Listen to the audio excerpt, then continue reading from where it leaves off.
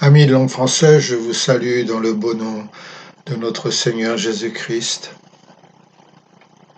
Et donc pour terminer ma série sur la fête des moissons, nous reviendrons aux paroles que Jésus adressa à la foule.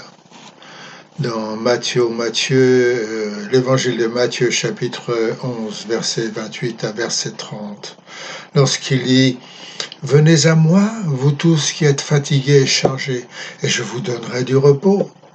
Prenez mon joug sur vous et recevez mes instructions, car je suis doux et humble de cœur, et vous trouverez du repos pour vos âmes, car mon joug est doux et mon fardeau léger. »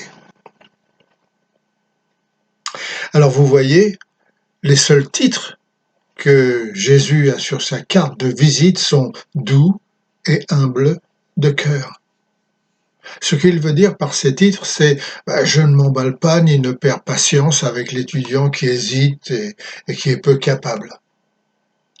Je ne me mets pas en colère contre ceux qui oublient et à qui l'on doit répéter 100 fois la même chose. Je ne suis pas abrupt ni irréfléchi, je peux tolérer les échecs de mes élèves. Alors, n'ayez pas peur. Venez à moi et apprenez de moi. Bon, vous savez, je suppose que la Major Yvonne Rouffet a quelques difficultés avec la langue française. Elle est britannique.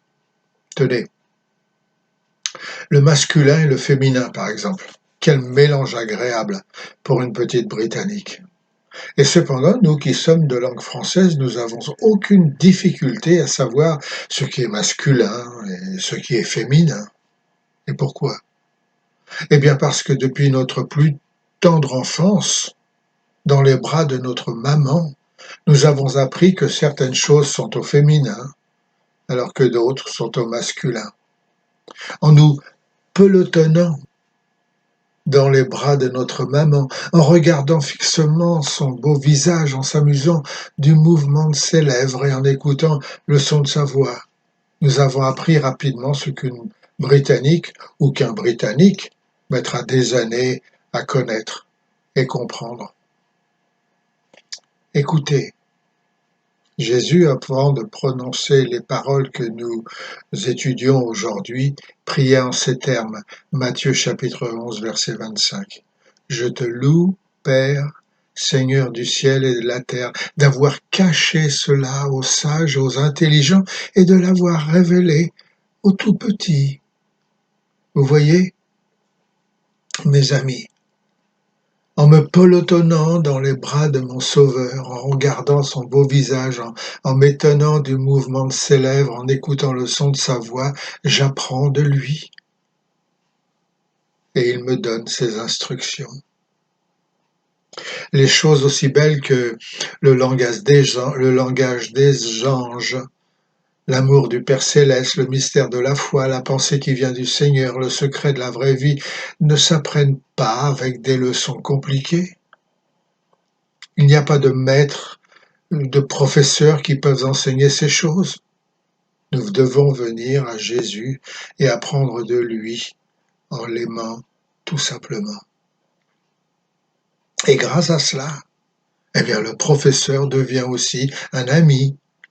Voilà pourquoi apprendre de lui ne consiste pas à nous empêtrer dans des discussions sur les grands mystères théologiques de la foi chrétienne et la spécificité du christianisme, mais tout simplement le regarder, lui, les regards sur Jésus, le chef et le consommateur de la foi. Vous voyez, ce deuxième repos, nous le trouvons en apprenant de lui. Et c'est vrai. Mais aussi en travaillant pour lui. Notre Seigneur continue et dit « Prenez mon joug sur vous, et vous trouverez du repos pour vos âmes. »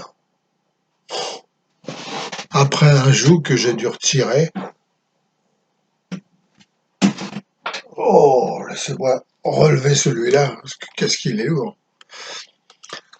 Après avoir retiré un joug de mes épaules, un joug qui était mon égoïsme, mon arrogance, ma désobéissance, tout vraiment qui était négatif dans ma vie, mon sale caractère, mon égoïsme, etc., etc., et que ce joug a été retiré de mes épaules, en voilà un autre, que je dois porter, que me donne le Seigneur. Oh, oh là là, eh ben dis donc. Oh, comment puis-je interpréter ces paroles? Voyons. Le Seigneur, doux et gracieux, son aiguillon à la main, me conduit gentiment, me montrant du doigt le joug, instrument agricole, à son service. Il m'invite à m'approcher et à mettre mon cou dans ce joug. Et ensuite, montant dans la charrue, il m'invite à aller avec lui sur les sentiers et les chemins de la vie. Lui me conduisant, tous les deux nous avançons dans la même direction, un même but, le salut du monde, un repos dans la soumission, un repos dans l'obéissance, un repos dans le redon de soi, nos volontés ne faisant qu'une. Et il est vrai que cela fait un peu repos de l'âme. Il prend le contrôle et la responsabilité de ma vie. Moi, je ne cherche que son bon plaisir. Au travers de son amour pour moi, de son attention à me guider, au travers de ma joie à le servir et le joug donc semble léger. Et voilà. C'est bien là, me semblait-il, ce que le Seigneur voulait me faire comprendre. Jusqu'au jour où, discutant avec un de mes oncles, fermier du Pays basque, j'eus la véritable explication de ce que Christ voulait me faire comprendre par cette expression. Mon joug est facile à porter. Tu vois, me dit mon oncle, notre Seigneur Jésus-Christ était, lorsqu'il était jeune, un charpentier comme Joseph, son beau-père. Il fabriquait des tables et des chaises et aussi des outils de travail en bois, comme par exemple un joug. Il savait pertinemment qu'un jour, le joug n'est pas fait pour un bœuf, mais aussi pour deux bœufs. Alors ce que Christ essaie de nous dire, c'est que lui, notre Maître et Seigneur, se tient devant nous, le joug autour de son cou, et l'autre côté est vide. Ah, ouais, pensais-je. Alors, Jésus me demande de me joindre à lui, en me plaçant à ses côtés et de partager le joug avec lui. Et en cela, je trouve le repos. Ce joug m'unit à Christ et unit Christ à moi. Alors la vie devient entre lui et moi qu'un seul chemin, qu'une seule volonté, qu'un seul service. Si je ralentis, il accentue la marche. Si je m'emballe en allant trop vite, il ralentit ma course. Et ensemble, continuai-je, nous sommes de vrais amis, de vrais camarades ouvriers, même but, même direction. C'est pas mal comme illustration, me répondit mon oncle.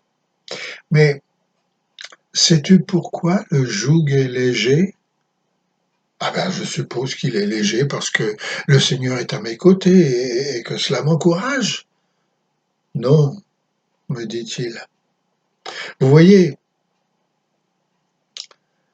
vous, les gens de la ville, vous ne pouvez pas comprendre ce que le Seigneur veut dire. Il faut être un laboureur pour comprendre, ou un charpentier, comme Jésus-Christ. Vois-tu, Jacques, les jougs ne sont jamais équilibrés. Ils sont toujours plus lourds d'un côté que de l'autre. Un fermier a rarement deux bœufs de la même force. Le joug se doit être conçu plus lourd d'un côté afin de pouvoir atteler un bœuf faible. à côté du bœuf fort. Le joug du Seigneur est fabriqué de la même façon, et le côté le plus lourd repose sur ses épaules. Voilà pourquoi le joug pour toi, Jacques, est facile à porter. Et notre Seigneur d'ajouter, et vous trouverez du repos pour vos âmes. Dieu vous bénisse et vous garde. Amen.